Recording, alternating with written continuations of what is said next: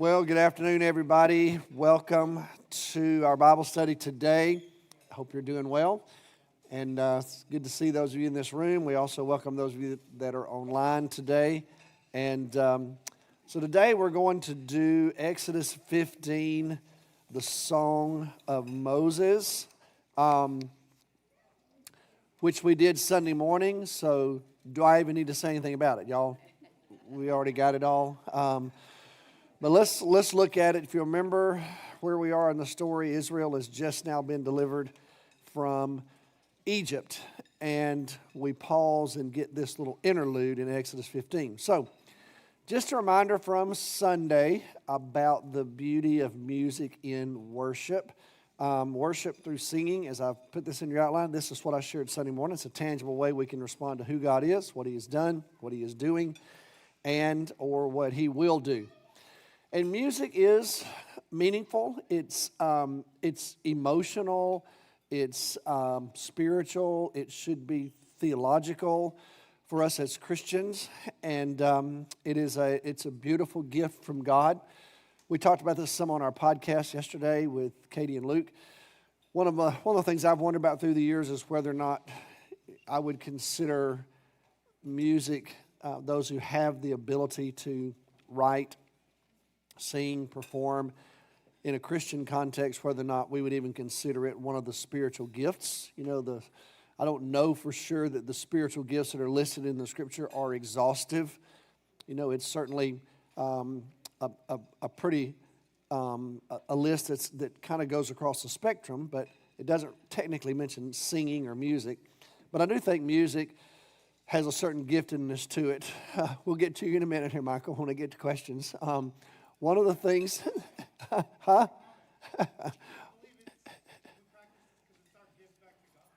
Well, I would say that I think that we all have the opportunity to sing, but there are some people that are just uniquely gifted with music. True, they are just able to, to write, compose, sing, play. And I think my sense is there's a part of that you're born with. There's a certain artistic side that some people are just born with. You know, when Josiah was a little boy, we were living in Alabama, and when my parents were about to move in with us, we bought a new house. We had a home in Huntsville, and then we bought another one to accommodate Mother and Daddy. And the new house that we bought had these little two little alcove kinds of things in two bedrooms, and one of them actually had a little door that you could actually go inside it. The other one didn't, but it was a small space, and Josiah was a little boy, and so it just happened to be in his room. So we decided to make it an all boys club except mom. Mom was allowed, but it was besides mom. That meant Hannah couldn't come in, obviously. So we had a sign on it that said all boys club, and he put on there except mom. And, well, across the street we had a little boy named Max, who was one of Josiah's best friends in those days.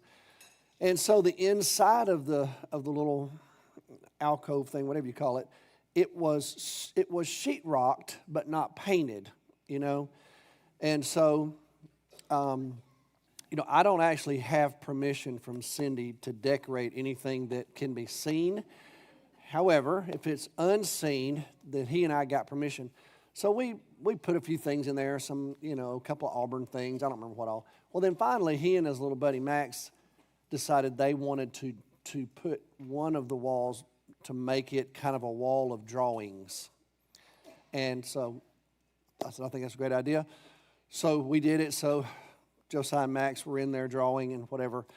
And they were right at the same age. So Josiah finally came to get me and said, Dad, I want you to come look at our drawing. So I go inside and I look at the drawing, and Josiah's drawing is a mom and a dad and a little boy and a little girl, and it's stick people. You know what I'm saying? It's dad, and it has a little arrow, dad, mom, Josiah, Hannah, and then it has at the bottom, not allowed. So I said, Josiah, that's really sweet. That's great. I looked over across from it, and Max's family, they were Auburn fans as well. And so we had a little Auburn decoration. Max had drawn an eagle that was swooping down from the sky with talons and a beak and a little auburn insignia right under it. And I said, that's also good. And I looked at Josiah's and I said, and yours is good too. It was obvious Max is an artist, okay? Josiah is a Wiles. And so there were two contrasting figures on this wall. And I mean, they were only like 6 or 7 years old, so it's not like Max had been to some school to learn how to draw. Do y'all know what I mean? And turns out later in life, he's been a very artistic person. Well, some people, I just think you're born with that, and I think that's the same thing with music. I think we can all appreciate music, but some people have that gift. Have no idea how gifted Moses was as a musician, but we do know that he at least was a writer, and this song is poetry that was set to music. There's some evidence that Miriam must have been musically inclined because we get a note about her at the end of this, and so perhaps that was something connected to their family. We do know that the Jews were historically known as festive people, and so they wrote a lot of music and sang a lot of music. And so consequently, the Lord has taken music and incorporated it into our ability to worship Him, which is a beautiful thing. As a matter of fact, if you look again, I mentioned this verse Sunday morning to y'all, Colossians 3. You also have a passage in Ephesians 5 that's somewhat complementary to this text, where Paul says, let the message of Christ or the word of Christ dwell among you richly as you teach and admonish one another with all wisdom through psalms, hymns, and songs from the Spirit. Sing to God with gratitude in your hearts. And so the early church was even admonished to sing. And historically, the people of God have done that. They have sung when they gather together. We just have enough evidence in our worship life that that's what we do. Now, there's controversy about music in worship. Y'all are probably familiar with that. You know, there was a time when the church believed that you were only supposed to sing the Psalms. And so the Psalms, of course, are poems that are all set to music. And so we have a whole history of a branch of Christianity that uses the Psalms and only the Psalms as their worship manual and as the music of the church. We do know that when you get to the Reformation era, there was controversy about what you could sing in church and what you couldn't sing in church. Ulrich Zwingli was a very gifted musician in Zurich. Martin Luther was a gifted musician in Germany. They were two reformers who were colleagues with each other. They both pastored at the same time during the Reformation. Zwingli was the more talented musician than was Martin Luther, but Zwingli did not believe you should use musical instruments inside the church. And so the music that Zwingli wrote and produced, along with others with him, the music was not just from the Psalms. In other words, they wrote hymns and spiritual songs, but not to be accompanied with musical instruments. Martin Luther obviously wrote songs as well and incorporated the use of musical instruments. So you had these two reformers, one in Switzerland and one in Germany, who are leading the Protestant Reformation. One of them allows instrumentation in the church. The other one doesn't. Y'all know that the controversy about music, it has been found in the last 200 or 300 years. You know, when the revival movement began with guys like Ira Sankey, Dwight L. Moody, John and Charles Wesley, those men began to utilize hymns that weren't necessarily in the church, so to speak. You know, they wrote their own music for their crusades, if you want to call them crusades, their revival gatherings. And so you have a whole genre of hymnody that developed known as gospel music, which didn't actually exist prior to that time. Some of the songs that you and I now know very well that we sing often come out of that era, but they weren't necessarily embraced by the church originally because they were viewed as music that was to be played kind of at camp, so to speak, if that makes sense. So the controversy about music in the church is not really new. It's been around for a long time. Then y'all remember that when you get to the 1950s here in America, and rock and roll got introduced to American culture, over time, the older baby boomers, their families invented something new in the church, and it was called youth ministry. And prior to that, there was no such thing really as youth ministry in the church, at least in the Protestant church. Well, guess what came with youth ministry? Youth music. It came with it. But it was fine as long as it was contained to the youth, right? As long as they had it, that was okay. But y'all know what happened. Eventually, that desire for a broader spectrum of music found its way eventually into our churches, at least in the American context. So you had a whole other controversy that arose about what's allowable in the sanctuary, how contemporary can it be, does it only have to be hymns? And so there's always been, at least there have been numerous times in history where there's been a little bit of rub about music. And sometimes it's been rooted in theology. That's what Zwingli would have argued. Y'all remember that when the Christian church and the Church of Christ churches grew up in America, the Church of Christ split into two, the Christian church on the one hand and the Church of Christ on the other. The Christian church allows us, they come from the same root. They allow instrumentation in their worship. The hardline Church of Christ churches do not allow instrumentation to be in their worship. They sing all songs a cappella. So there's this winding path, and it's been fascinating to me. But regardless, at the end of the day, music is something that the Lord has embraced, in my opinion. It's something that I would even say He has suggested, maybe even commanded. When you look at the Psalms, sing a new song to me. And so it is something that we've been gifted to do, we've been invited to do, and it is a part of our worship. And so we have to find our way through it. I would tell you that I'm grateful for where we are as a church. I feel like that we have landed in a pretty good place here at our church where there's a lot of unity and sense of community together, that we offer opportunities for people to worship, and the music can be really different, but the community is built around the unity of First Baptist Arlington, so I'm grateful for it. And I don't desire to ever be in another contentious conversation about it. You know what I mean?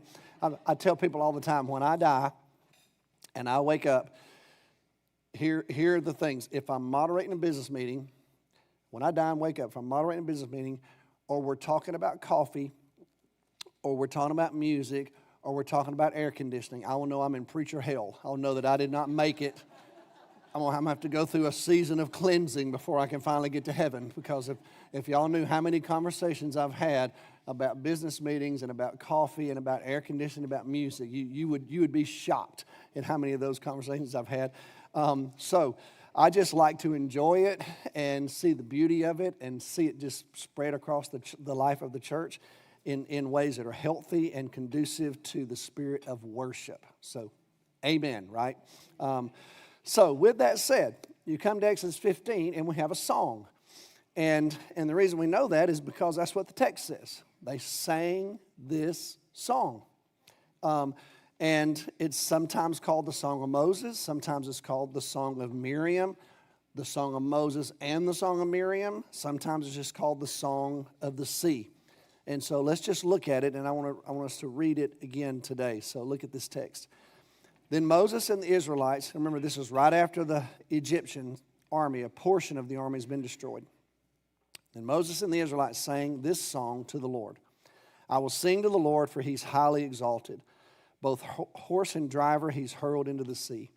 The Lord is my strength and my defense. He's become my salvation. He's my God, and I will praise Him. My Father's God, and I will exalt Him. The Lord is a warrior. The Lord is His name. Pharaoh's chariots and his army He's hurled into the sea. The best of Pharaoh's officers are drowned in the Red Sea. The deep waters have covered them. They sank to the depths like a stone. Your right hand, Lord, was majestic in power. Your right hand, Lord, shattered the enemy. In the greatness of your majesty, you threw down those who opposed you. You unleashed your burning anger. It consumed them like stubble. By the blast of your nostrils, the waters piled up, and the surging waters stood up like a wall. The deep waters congealed in the heart of the sea. The enemy boasted, I will pursue, I will overtake them. I will divide the spoils. I will gorge myself on them. I'll draw my sword, and my hand will destroy them. But you blew with your breath, and the sea covered them. They sank like lead in the mighty waters. Who among the gods is like you, Lord? Who is like you, majestic in holiness, awesome in glory, working wonders? You stretch out your right hand, and the earth swallows your enemies. In your unfailing love, you will lead the people you've redeemed. and your strength you will guide them to your holy dwelling. The nations will hear and tremble. Anguish will grip the people of Philistia. The chiefs of Edom will be terrified. The leaders of Moab will be seized with trembling. The people of Canaan will melt away. Terror and dread will fall on them. By the power of your arm, they will be still as a stone until your people pass by, Lord, until the people you bought pass by. You will bring them in and plant them on the mountain of your inheritance, the place, Lord, you made for your dwelling, the sanctuary, Lord, your hands established. The Lord reigns forever and ever. When Pharaoh's horses, chariots, and horsemen went into the sea, the Lord brought the waters out of the sea back over them. But the Israelites walked through the sea on dry ground. Then Miriam the prophet, Aaron's sister, took a timbrel in her hand, and all the women followed her with timbrels and dancing. Miriam sang to them, "Sing to the Lord, for he's highly exalted. Both horse and driver he has hurled into the sea." So this song, if you'll look at how it's worded for us, it's divided into two sections. The first section are the first 12 verses. And that section of this song focuses on Moses celebrating the miraculous intervention of Yahweh that was displayed through the defeat of the Egyptians. So this song is looking backwards, okay? Now, let me just say this. When you study the books of the law, the Torah as we call it, Genesis, Exodus, Leviticus, Numbers, Deuteronomy, the question is that scholars have is how did this material come to be? Who is the principal author? When was it finally collected? When was it placed in its final form? When do we have evidence that Israel understood it to be the law and interpreted it as such and followed it as such? And so as you might imagine, if the Exodus took place, the traditional view is around 1450 years before Christ. So we are walking back in time 2,000 years to the time of Christ, another 1,500 years or so to the time of the Exodus. So we're going to go back in time 3,500 years, okay? As you might imagine, it's very difficult to corroborate some of the theories that we have about how all of this happened when you go that far back in antiquity. There are a number of reasons for that. As I've shared with y'all before, manuscript evidence is very difficult to find prior to the first century, particularly among the Jews. And the reason for that is because the Jews historically have believed that the name of God is holy. You can't profane the name of God. That's in the Ten Commandments. You cannot take the name of the Lord in vain. And so you will notice many times when Orthodox Jews are writing about God, they will not actually write his name. They will, if they spell the word God, you'll have a capital G, a dash, and D. In other words, they don't even write the name God, much less the name Yahweh. So, if you have a manuscript that has the name of God on it, and that manuscript begins to be defaced, or it begins to deteriorate, it's by the Orthodox Jews, it's mandated that you take that manuscript and you bury it in a place where Jews are buried. So the most prominent Jewish cemeteries in the world all have a special burial area for manuscripts. Well, you can imagine when you bury a manuscript in the ground, guess what it's going to do?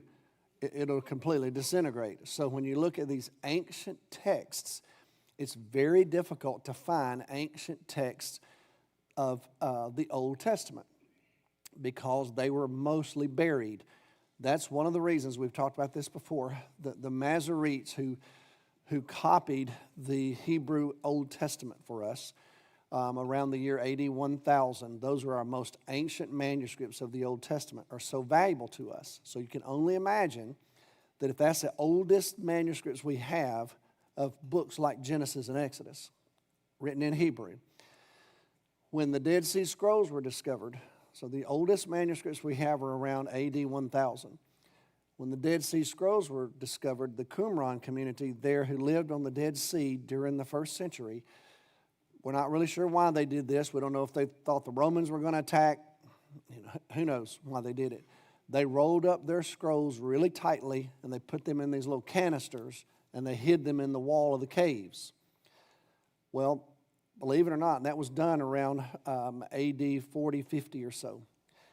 those canisters, when they were discovered, still had ancient manuscripts in them that actually could be unrolled and read.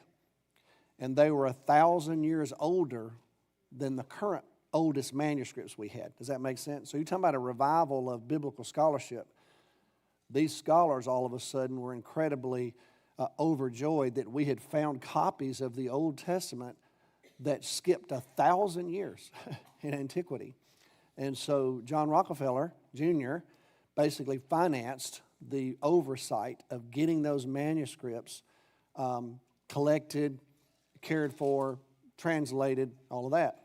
So the good news is what we do have in our possession today is we can go back to manuscripts that were at least being used during the time of Jesus. Does that make sense? But even when you do that, you're still 1,500 years removed from what happened in the Exodus. So the challenge is, how did all these manuscripts come to be? So Moses, if you adopt Moses as the principal author of the first 5 books of the Bible, which is typically the traditional view, the question is, so even with that said, when did Moses write them? Moses is recounting events in the story of the Exodus that took place during his lifetime, okay? And so when did he write these? Some scholars believe, this is kind of the prevailing view, that when you start reading Genesis and the first 5 books of the Bible, you're about 39 years into the wilderness wanderings. Moses is at the end of his life. The children of Israel are getting ready to go into the promised land. He's not going to be with them. And so he pauses and takes the time, under the inspiration of the Spirit of God, to write all of this down for the Jews. Does that make sense? That's the prevailing view. If you adopt that prevailing view, there's also one other theory that many scholars ascribe to, which I actually believe, and that is that Exodus 15 is the first thing Moses wrote. And that view ascribes to this idea that as soon as all this happened, Moses paused and wrote a song to commemorate God's victory over the Egyptians. And it's actually the oldest piece of literature we have from Moses. And that years later, he'll reflect on all of this as he writes Genesis and Exodus and Leviticus and Numbers and Deuteronomy. And so if you view it that way, then you're reading some of the freshest material on Moses' mind as soon as he sees them delivered from the Egyptians. And that is what I would contend. And so it kind of is exciting to me to study Exodus 15 if you have that view. This may be the very first thing Moses actually wrote down to celebrate something God had done. And it became the song of Moses. So with that said, what did he write? Are y'all still with me? Okay, so I think we're going back to the original event of the Exodus. And here's Moses, exuberant, full of celebration. In his mind, at this time, they're 2 weeks out from the promised land. Okay, in other words, they've been delivered. God's got them on a journey. He knows he's been to Midian. This man has traveled a good bit. He pretty much knows how long it's probably going to take them to get to Canaan. A couple of weeks, maybe 3 weeks at the most. He does not know yet, I believe, when he writes this, 40 years are going to lapse, and he's not even going to go. So I don't think that's what he knows when he writes this. So that's why I love this chapter in the Bible. So what did he write? Well, here's what he says. Let's look at it. The Lord is highly exalted. He has triumphed gloriously. That's verse 1. He is celebrating who Yahweh is. And Yahweh, when you see Lord there, it's YHWH. A little bit interesting later when he talks about, in verse 2, the Lord being strength. Sometimes YHWH is abbreviated just YH, which is kind of fascinating in Hebrew. And it shows up in words like hallelujah. Give praise to Yah. It's a shortened version of Yahweh. Does that make sense? So sometimes you just get Yah. You don't get Yahweh. This is one of those places where all you get is Yah. Okay, so he is strength and defender. Notice what he says about him, though, at the end of verse 2. He says it in the singular. He is my father's God. Well, is he just talking about his own dad? Most scholars would say, no, this is connected to the patriarchs. Moses is letting you know he's not some Johnny-come-lately in this story. This is a long story that stretches back to Abraham and Isaac and Jacob, all the stories he heard as a little boy from his mom. Because remember, his mom nursed him even though he was given to Pharaoh's daughter, remember? So we're not sure how long Moses' mother had influence over Moses, but most scholars believe that he was taught these stories by his mom. And then the language that he uses. Now later he's going to write the book of Genesis, okay? And so notice verse 5, the depths. They sank to the depths like a stone. Well, that's the very word you find in Genesis 1 when the Spirit of God is hovering over the depths. So it actually connects you to the story of Genesis. And who is Yahweh? Well, he depicts him as a warrior, as a man, as an anthropomorphism, in other words, that he's got this mighty right hand. And so he is to be trusted in battle, and he will deliver his people. And then he uses this phrase, with the blast of his nostrils, verse 8, with the breath of God. You'll notice that also in verse 10. Well, think about that. You read the book of Genesis, and God is going to speak things into existence. Just his breath is going to make things happen. And then there's this whole imagery of the nostrils of God. It's kind of a fascinating study in Hebrew. We talked about it yesterday on our podcast with Luke. It's interesting how God is portrayed, with these human-like tendencies and qualities, just so we can understand him. And when the Bible talks about God being long-suffering or being patient, the Hebrew actually says he's long-nosed, which is quite interesting.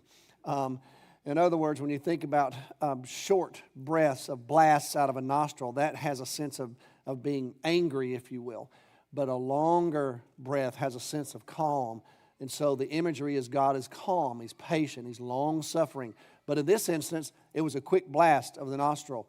That's what caused the Red Sea to divide. In other words, it's in the hands of God. This was not just they just happened upon some natural event and they got lucky and they're standing there going, my goodness, can you believe the wind's blowing like this? And all of a sudden the Red Sea's parted. No, it wasn't that. This was something intentional by God, done personally by him, just like his creation of humanity was very personal. With his very breath, if you will, he brought humanity into existence. And then the final word from Moses in this section is, there is no one like you. Look at verse 11. There's just no one like God. He's the only true God. But here's what's interesting. When you get to verse 13, Moses shifts his attention to the future.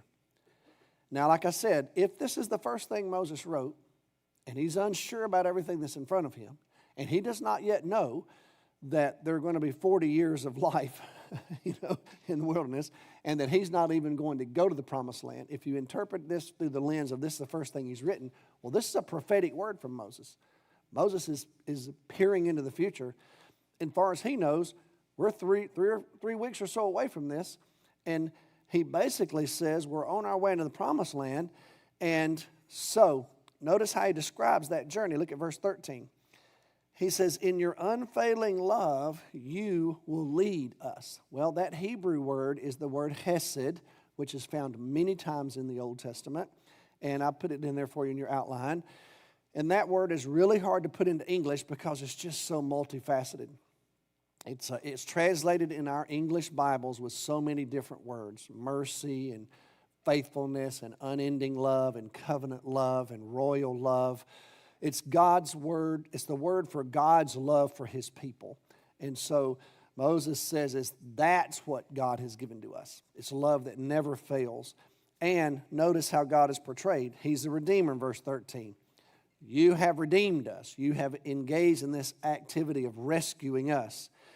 Now, Moses, he doesn't know everything about the ancient world, but again, Moses has traveled some, grew up in the courts of Pharaoh. He understands probably some of the history of Canaan, and he's also a Jew, so he's had stories of the history of Israel from Jacob making his way down to Egypt.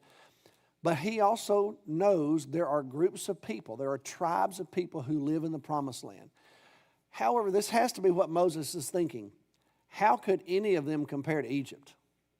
I mean, who are the Edomites in comparison to Egypt? Who are the Moabites in comparison to Egypt? So if God has already defeated Egypt, then how will any of these other people stand in front of us? Does that make sense? It's almost like that's almost a joke that all of these ites in Canaan will have any kind of ability to stop us. We've just defeated the most powerful army on the planet, the most powerful dynasty on the planet. It's clear sailing from here, basically. The Lord is just going to unfold all this. They're going to be like stone, he says. In fact, he says, we're going to cross over. Look at verse 16. The NIV says we're going to pass by. But the idea is we're going to cross over. They're going to cross over whatever barriers in their way, and God's going to give them the promised land. Now, remember, this is poetry. And so when you're writing poetry, sometimes you share things in a certain way. It may not necessarily be lived out to the exact detail of it. That's not what poetry is intended to do. He's stating just this general view that God's going to deliver this land into the hands of the Israelites. Now, you and I have read the story, and we know it's going to be a little bit harder than this.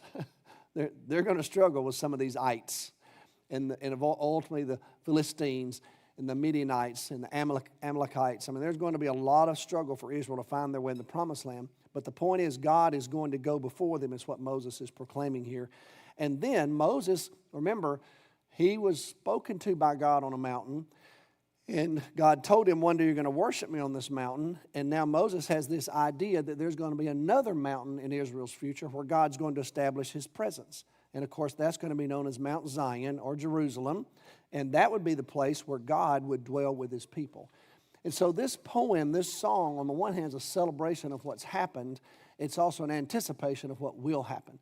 And so as I said, you and I do that, when we sing. We sing about things that have already happened.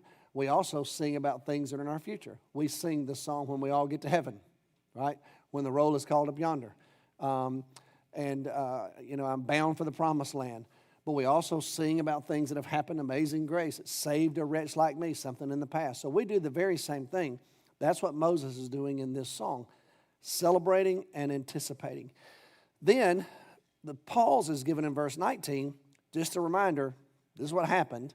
And then evidently, the Song of Miriam, verse 20, evidently what happened was the women together sang somewhat antiphonally to what the children of Israel had just sang.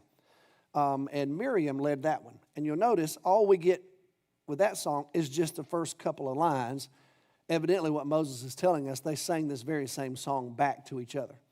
And so it was just a celebration, if you will, for the entire nation of Israel to celebrate what God had done for them. And y'all remember Sunday morning I mentioned to y'all what's fascinating about this song and is in Revelation 15 verse 3, what we're told is that the 144,000 who are gathered around the throne, they are singing the song of Moses and of the Lamb.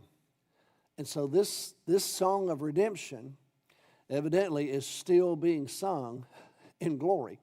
So, but as I said Sunday, it shouldn't surprise us that the redeemed will be singing songs of redemption because we'll be celebrating what the Lord has done for us throughout eternity.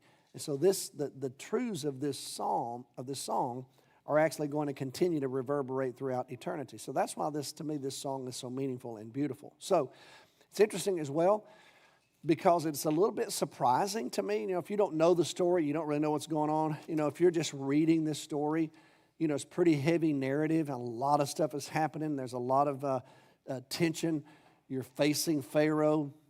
The Jews are in peril. There's all this wonderment. If you don't know the story about what's going to happen next, wonder what's going to take place next, how's God going to take care of them, how's God going to deliver them, and you get this incredible story about God's deliverance, and then all of a sudden you just get a poem, a song. Just it interrupts the narrative. And actually that's a really good literary device, because when you get to crescendos, where do you go next from the Egyptian army being destroyed, in the Red Sea? I mean, you've reached a crescendo. And so just as a literary person, you have to you got to drop down a little bit and give people a chance to breathe so then you can take on the rest of the story. And so I think it's intentional that it's put here, but it also somewhat, to me, highlights the beauty of it when it's stuck in the middle of a narrative. In other words, this isn't a collection of songs. It's not a hymnal. It's a story. And in the story, we pause and sing. So to me, that even highlights the power and the beauty and the force of music and art in the middle of a narrative. And so it's a very beautiful expression, and I'm grateful that the Lord led Moses to write it. And as I said, it would be my contention. I think it's the first thing he ever wrote. So, all right, I'm going to stop right there. Thank y'all for joining us online, and we will see you next week.